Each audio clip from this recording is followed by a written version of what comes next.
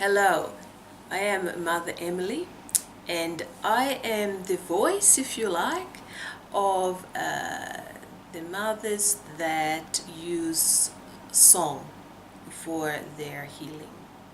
Now, song for us is can be thought of in many different ways. Of course, there is the actual singing or music that can be given to somebody to help them improve, help them heal. And everybody has had that experience where music actually fills them up and lifts them up, and it's like their cells are actually singing and they're vibrating, right? So everybody has had that experience with music. And music can send you into a trance, it can open you up, it can send you to sleep. So music and singing and song really has this is very therapeutic and has a very healing quality to it. But also for us, we look at song, the actual person and their song. So let's say that you have an issue in your life. It could be anything. You have an unhappy marriage, let's say.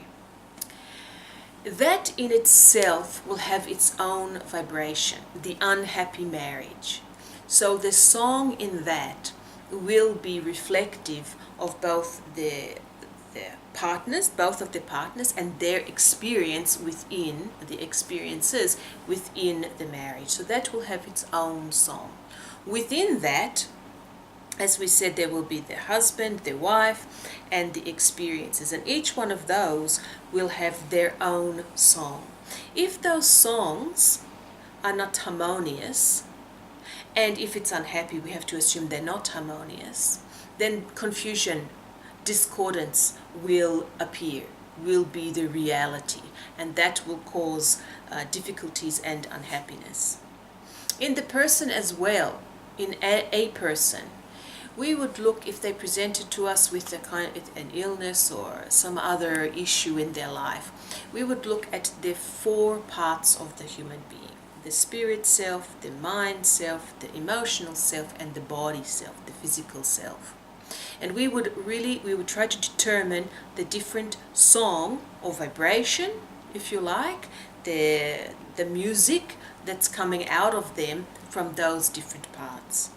What we normally find is that the mind, the emotion, and the physical, the body song, if they are not harmonizing with each other, if they are very discordant, then the spirit song will be very confused, because the spirit is really reading and expressing all of those aspects that's going on in the physical world. They are really taking that on and trying to sort it out, and so that's where the confusion really will reign, is in that area. If the spirit is confused, if the spirit can't work things out, if the spirit is unhappy, then that is going to, of course, come down as well and affect and make more and more and more issues. How do we do it? How do we look at somebody and see their song? Some people, you can see their song very easily. It just emanates from them, and it can emanate from a negative feeling and a positive feeling. So it's not just bright, happy people. You can see them vibrating their song. The song comes out of people in many different ways, as we said, through positive and negative energies, and sometimes it's very easy to read them. Other times you have to talk to them and ask them questions and find out how they are moving in these areas. If in their mind they are moving over and over and over the same thing, then it will be like a merry-go-round with the same music playing and playing and playing. And that can be very frustrating. That can be very, it can make people angry. If on the other hand, their emotions are pouring out of them, or they are not pouring out of them, then you can see that in that the music will be very, if they are pouring out of them. It could be loud and vibrant, it could be squeaking, it could be depending on how they are expressing themselves. If they're not expressing themselves, then you can feel this very tight sort of abstract percussive music that's really tight in there. So we look at many different things in the human being when we are looking for their song, and we try very hard to find where in their being is the song the most discordant or causing the discordance. And that again happens through speaking to them, looking at them, and finding out their song, which is the strongest, which is the weakest, and so on.